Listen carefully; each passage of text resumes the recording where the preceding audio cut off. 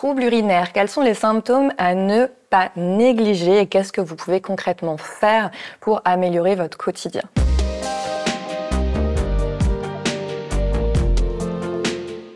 Je m'appelle Alexia Cornu, je suis coach et expert en physiologie de la femme. J'ai coécrit avec Julie Cantourné, qui est kiné, le guide de la santé de la femme, où on vous partage tous les conseils pour prévenir des troubles féminins. Aujourd'hui, dans cette vidéo, je vais vous parler un petit peu plus en détail de ce qu'on appelle les urgenturies, les impériosités, en gros les troubles de la vessie qui peuvent vous pourrir le quotidien, qu'est-ce qui peut les déclencher, mais qu'est-ce qu'on peut aussi faire, puisque ces troubles de la vessie, ils vont être liés à la fois à votre état émotionnel, mais également aux hormones.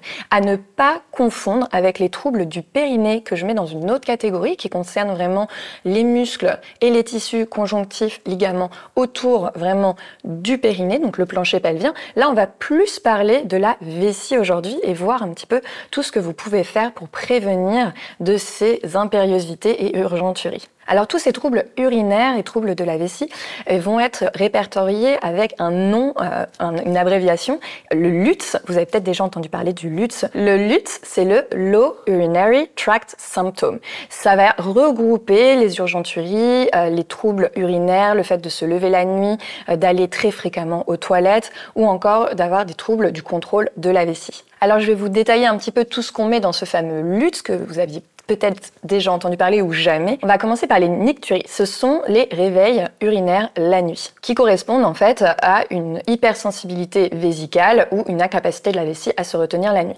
À savoir qu'avant 60 ans, normalement, une femme ne devrait pas se lever la nuit pour aller aux toilettes. Mais il y a plein d'éléments qui peuvent expliquer que la vessie n'ait plus cette capacité à pouvoir se retenir pendant toute une nuit complète, même si ce n'est pas normal. Il y a quand même des choses qu'on peut faire, comme par exemple essayer de regrouper l'ensemble de vos apports hydriques entre votre réveil et 17h. Évitez d'avoir trop d'apports hydriques après 17h. Ça va diminuer vraiment les risques de réveil la nuit. Ce que vous pouvez faire aussi, c'est d'éviter tout ce qui va être excitant de la vessie, surtout en fin de journée. Donc tout ce qui va être thé, café, mais aussi les infusions. Rooibos, par exemple, qui va pas avoir de caféine ou de théine. Donc on se dit, pour le soir, c'est OK. Mais toutes les infusions, en fait, peuvent avoir un impact sur la vessie et générer du coup des réveils la nuit. Donc vraiment, maximiser vos apports hydriques entre le moment où vous vous réveillez et 17h et évitez d'avoir trop d'apports hydriques après 17h.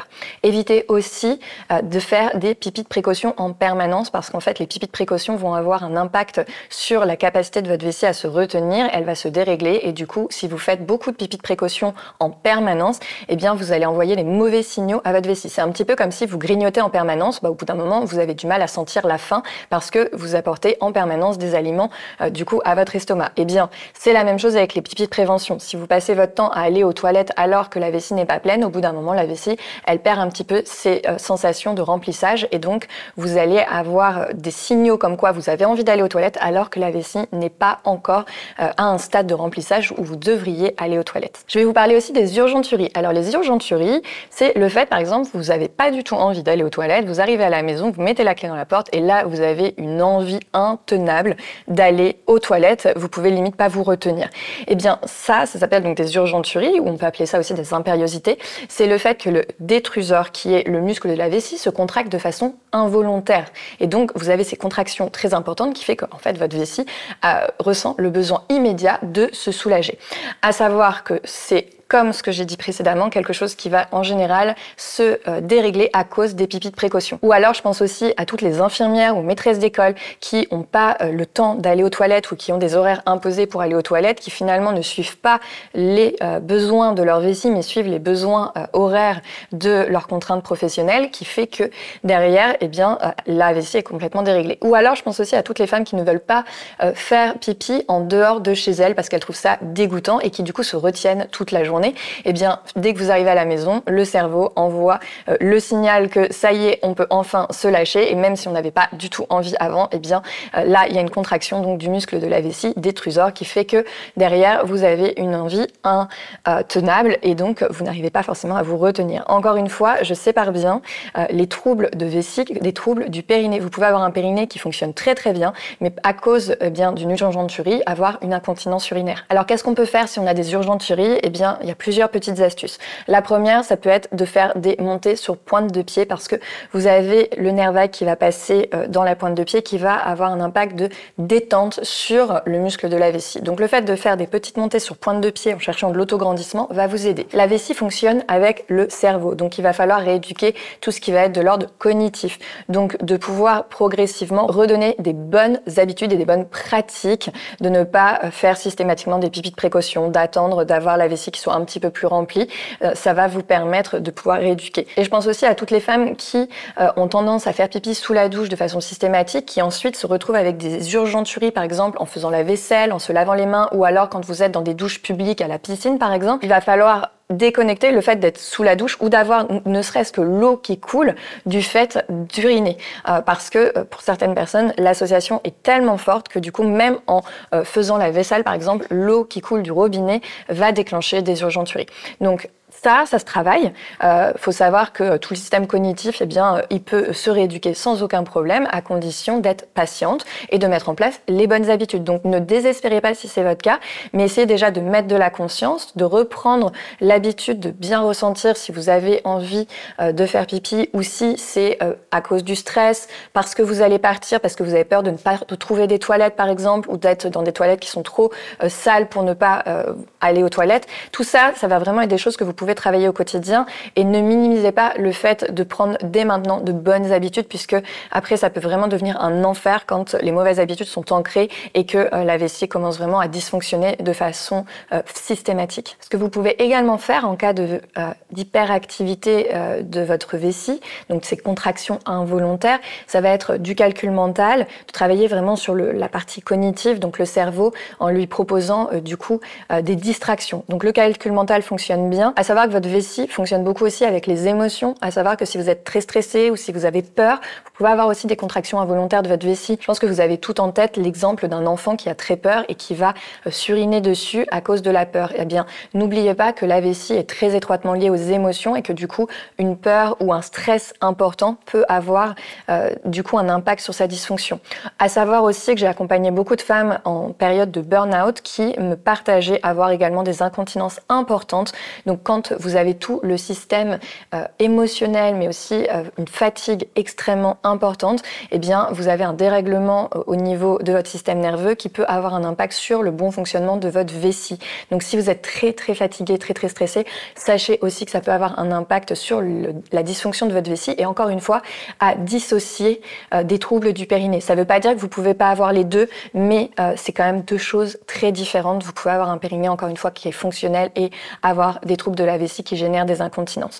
Donc, le calcul mental, tout ce qui va être cohérence cardiaque, respiration en pleine conscience, respiration au carré, le fait de faire des exercices qui vont vous détendre si vous êtes très stressé, ou alors le fait de mettre en place une routine du sommeil, et là-dessus, j'ai fait des vidéos où je vous partage tout ce que vous pouvez faire pour améliorer votre sommeil si le problème, c'est la fatigue importante, parce que, encore une fois, tout est lié dans votre corps et donc ça peut avoir un impact direct aussi sur votre vessie. Si vous êtes perturbé aussi par des petites mictions qui sont trop fréquentes, ce que je vous invite à faire, c'est éventuellement d'avoir un petit agenda sur lequel vous notez les horaires auxquels vous allez aux toilettes et essayez petit à petit de les espacer. Alors ça fonctionne bien sûr si vous avez des apports hydriques qui sont également stables, mais essayez de voir entre la stabilité de vos apports hydriques et la fréquence à laquelle vous allez uriner s'il y a une corrélation et de voir d'essayer petit à petit d'espacer.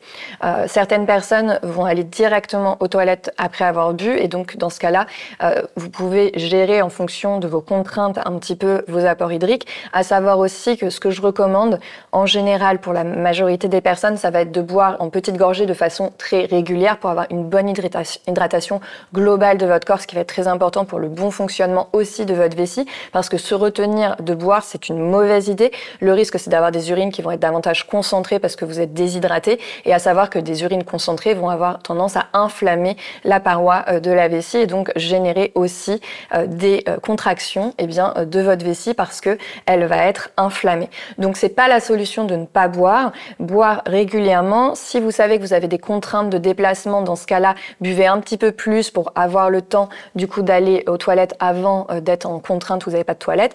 Et à savoir aussi que c'est très important de poser vos fesses sur la cuvette quand vous allez aux toilettes. Ça va être bien sûr la quantité qui va endommager plus ou moins du coup la fonctionnalité de la vessie.